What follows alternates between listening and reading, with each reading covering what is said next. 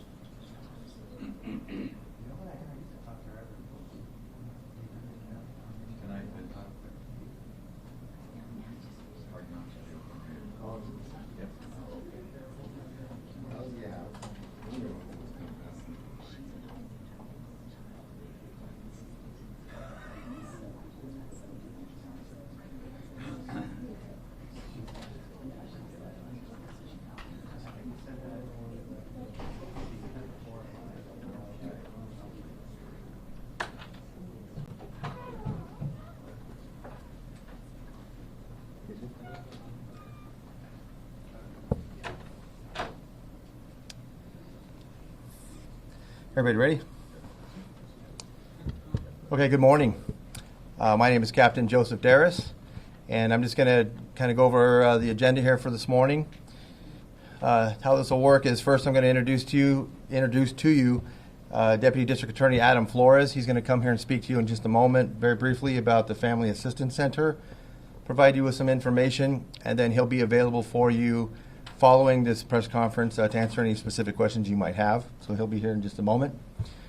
Following that, we're going to start off with Chief Scott Smithy of the Gilroy Police Department.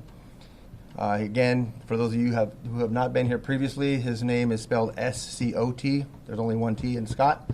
And S-M-I-T-H-E-E. Following his comments, the special agent in charge of the FBI's San Francisco Field Division Office will speak to you and provide you with some information as well.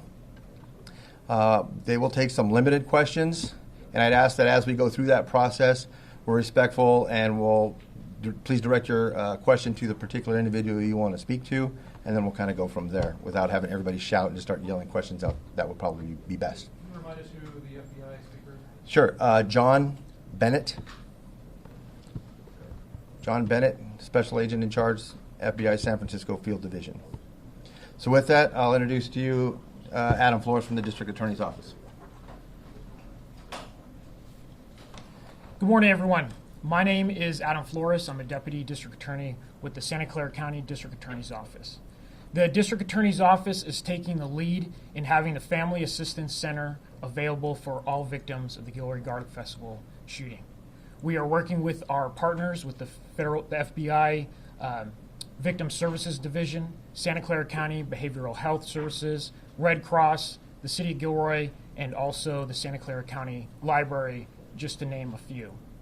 We have services available for all the victims, whether you saw the shooter or did not, whether you were on scene or whether you had a very close loved one that was on scene. We have mental health services available for you. We have victim advocates that can help you through this very difficult time. We also have victim advocates that would help out vendors that perhaps are in a situation where they have lost wages. We have help for you, and we are going to be open today, Tuesday through Friday, from 11 a.m. until 7 p.m. We're going to be here in Gilroy at the Wheeler Community Center and the Gilroy Library. Victims who also left behind personal property, victims who left behind their vehicles, they can come here to the Family Assistance Center to be reunited with their personal property and also with their vehicles. So again, we welcome all victims in this time when they need help, and we are going to continue to be here as long as that's needed. So again, to recap, Tuesday through Friday, 11 a.m. to 7 p.m. Thank you.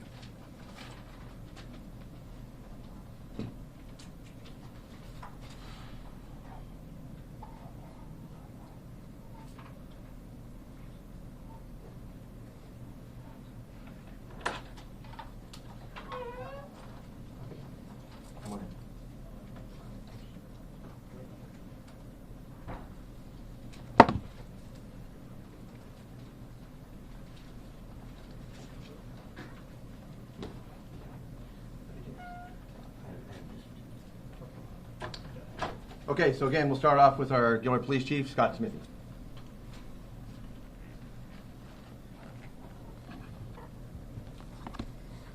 Good morning, everybody.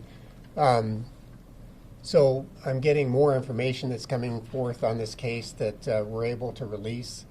We want to be as transparent as we can with that information, but of course it's an active investigation, so I have to be careful what I release and when I release it.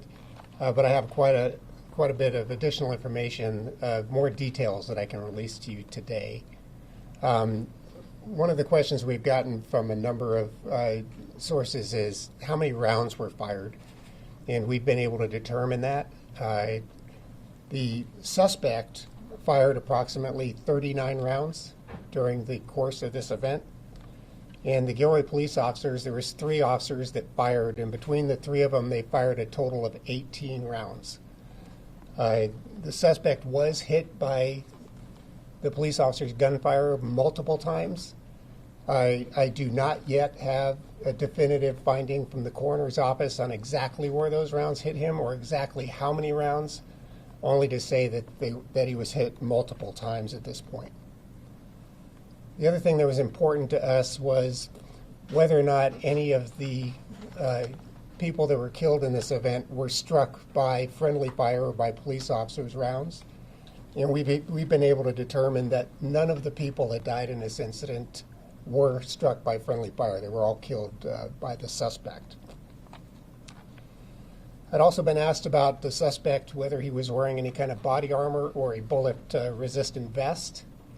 And that is confirmed that he was wearing a bullet-resistant type vest at the time of the incident.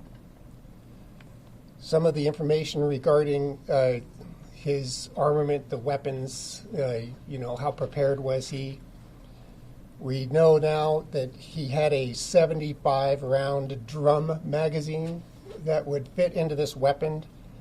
We recovered that, and it had 71 rounds left in the drum.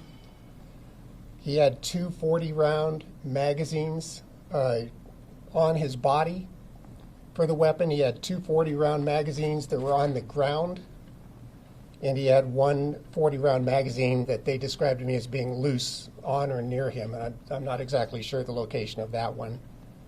I told you the other day that there was a shotgun located in the vehicle, which has been confirmed. It was a Remington 870 shotgun that was located in the vehicle.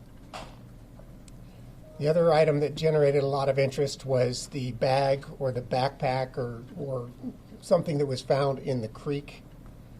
We now know what was in that bag, and I'll go ahead and give you that information as well.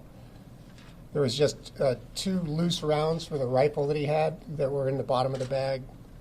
He had a scope, a rifle scope of some sort in the bag, a flashlight and a shovel, and 2 additional loaded 40-round magazines for the gun. And then he had 4 loose buckshot rounds, which would have been for the shotgun. And that was the only contents that were in the bag. And so that's my additional detailed information that I was going to give today. I'm going to turn it over to the FBI because I think they've got much more information about the status of their investigation and what's going on out at the park. Thank you. Thank you, Chief. Good morning. My name is John Bennett, and I'm the Special Agent in charge of FBI San Francisco. Before I provide an update, I want to say something to the families of Stephen, Kayla, and Trevor. I know nothing we can say or do will ever bring back your loved ones, but I want you to know that everything that law enforcement is doing, from our methodical examination of our evidence to our outreach to all the victims and their families to our ongoing investigation, everything is being done with you in our minds. And we are very sorry for your loss. The FBI Evidence Response Team has concluded our collection at Christmas Hill Park. We have now turned the park back over to the city. I appreciate the public's patience while we process the scene carefully, slowly, and methodically. The crime scene was expansive. We brought in significant FBI resources from around the country to do this as thoroughly and as quickly as we can. Our victim specialists continue to work with our local partners to support all of you who have been directly affected by this crime through the Family Assistance Center, and I want to thank them all for their tireless efforts. Our collection and review of the digital media in this case is ongoing. We are continuing to access data on several devices. We have not made a final investigative conclusion into the motive of the shooter. However, we have uncovered evidence throughout the course of our investigation that the shooter was exploring violent ideologies. We have seen a fractured ideology. The shooter appeared to have an interest in varying, competing violent ideologies. As we continue to exploit his digital media, we are striving to find several things. What, if any, ideology he had actually settled on? Who, if anyone, he may have been in contact with regarding these ideologies? Who, if anyone, helped him or had advanced knowledge of his intentions? And why he committed this specific act of violence? Much of our work remains ongoing. One piece of evidence does not necessarily constitute a motive, hence the need for a thorough, methodical investigation. The FBI and the Gilroy Police Department investigators have uncovered a list of organizations on the subject's digital media that may have been potential targets of violence.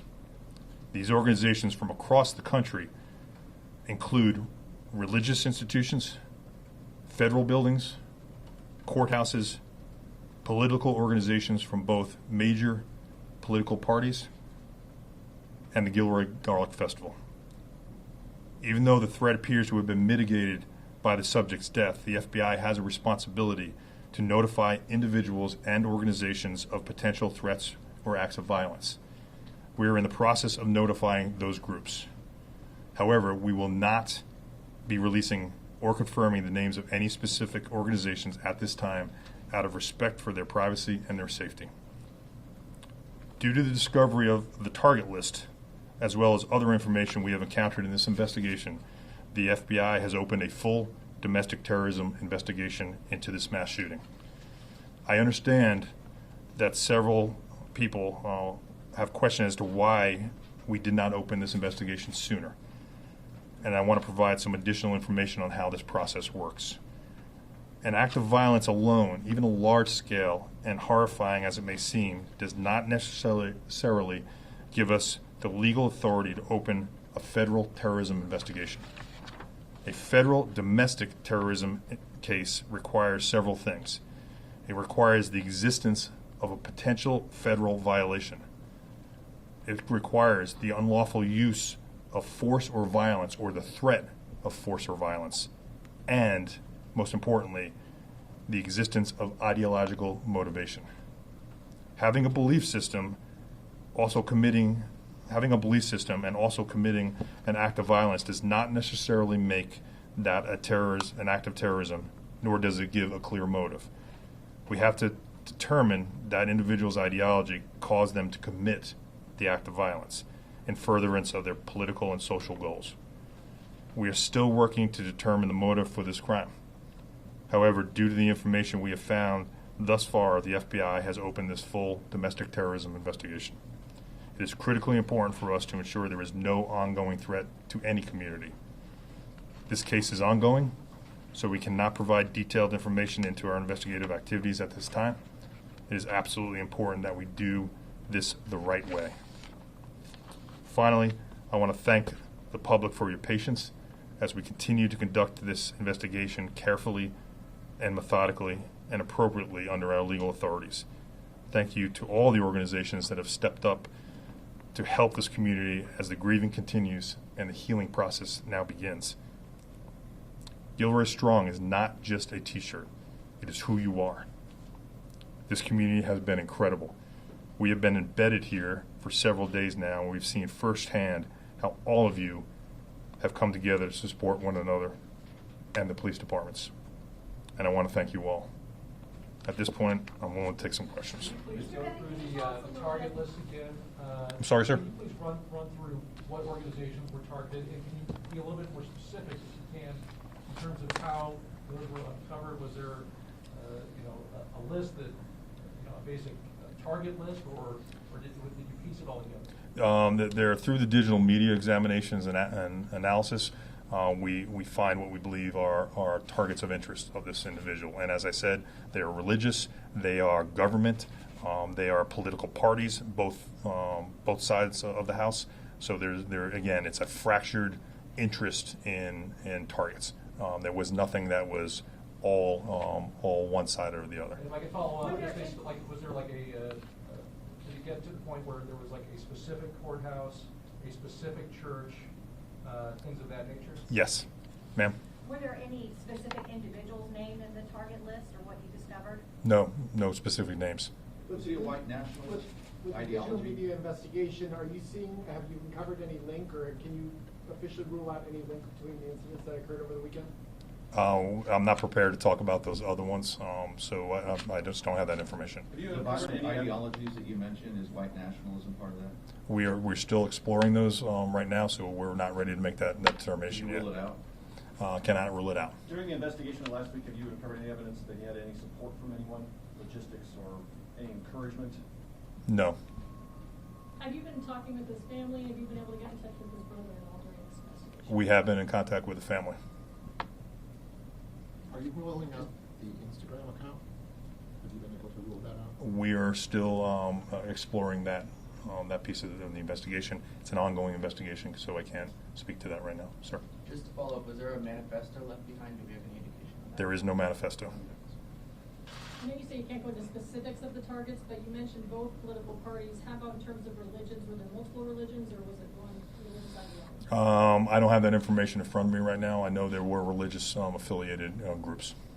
Was there any reason to believe that he was inspired by other mass shootings in the past? No. Are you at least able to narrow it down, these institutions? Are these all based here in the Santa Clara County area, or are they more throughout the state? Or They're nationwide. Is there a timeline for any of these targets to be hit besides the Gilroy Garlic Festival, which has a specific date? There's no timeline. Is there any indication that he targeted something, a smaller group, or vandalized something prior to this incident? No. You know where his weapons came from? I believe the chief said that they've been purchased legally in Nevada. All of them? All of them. Yeah, it's shotgun Including and the rounds I'm not sure of the ammunition That yet. I don't know. We don't know that yet. Is his family being helpful? We can't talk about who we're talking with right now, but we have had multiple interviews with many people in the area. Are they surprised? I don't have that information. Can you tell us what's next? So you're releasing Christmas Hill Park. Does that mean the community can go back in there? And also, what are the next steps for the FBI? How many agents are going to remain in this area? Sure, we're committed here until the job is done. We are going to release that back, and we have turned it over. Our evidence collection, as I said, is complete. However, we are still working with victim services to get the vendors to get the rest of their belongings out of the park.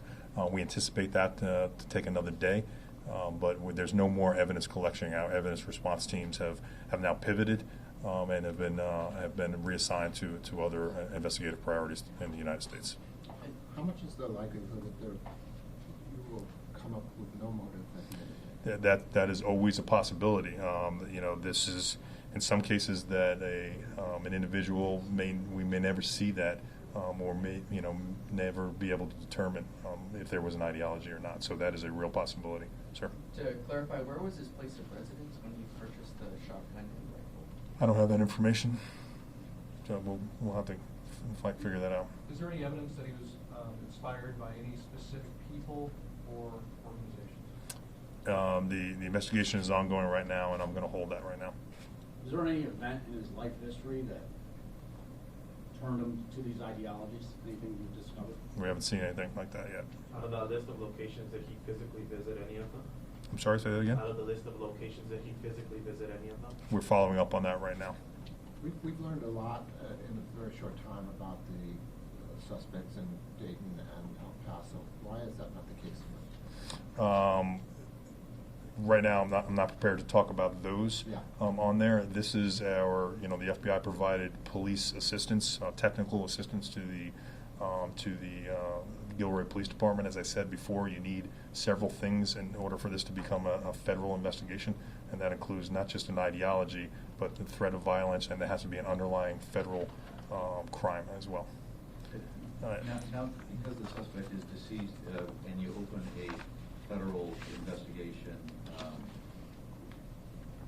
what transpires? What do you do, with this domestic terrorism investigation? What happens? Sure. This now becomes part of the FBI San Francisco's portfolio. We assign it to a particular squad and group of individuals, and they now have the legal authorities to send out subpoenas and search warrants. Under the police assistance one, we were unable to do that until we have a full predicated FBI investigation open. Now that is open, we can start cutting the leads across the country to further investigate this, and Gilroy can get back to being the great department that they are. If you're looking for other suspects, other associates you may have had. We are looking for wherever the evidence takes us. But you say the ideologies. Can you explore as to looking into the motive, at the same time saying he was exploring violent ideologies? Can you expand on that? No. Sorry. Was the firearm, ammunition, or magazine illegal to own? Under California, I'm federal, so under California law, I couldn't tell you that. I think I'm going to end there. Scott, I have one for the chief. I wanted to make one more statement too. You mentioned none of the fatal victims were struck by friendly fire. Was anyone wounded potentially by friendly fire? Not that we know of. Again, there's so many people and so much evidence that I can't say definitively until the coroner's office and other investigative elements tell us what they uncover. But at this point, there's no indication that anyone was struck with friendly fire. And how many times did your officers strike him with gunfire? I don't have that definitive answer yet. Again, that comes out of the coroner's office, and they will release that report when they're ready, and they're not ready to do that yet. Chief, just curious what you make of the FBI's announcement in terms of the target list. Well, I think, I can't say enough about the FBI and the cooperation and the resources that they've dedicated to the city of Gilroy. This is a very large event, certainly beyond the capabilities of our department to handle on their own. And I think as the leads take us in this direction, to have their involvement is a very positive thing. Chief, do you have any comments as far as the shootings after the Gilroy Garlic Festival shooting in both El Paso and in Ohio? Well, having lived through this, I can only know what they're going through, and it's very sad that we have people that do these kinds of things. I want to Before I close, one additional thing. The FBI is done with the park in the processing, but just for our local folks, for our community, that people that may want to go visit that location, that does not mean that the park is open to the public, because we still have a lot of people have to recover their personal belongings and whatnot. So we're maintaining a presence out there. We're keeping that park closed until all the vendors and all the people that have personal property in there can get in and remove their stuff. And once all that process is done, then we'll open the park back up to where people would go down inside there.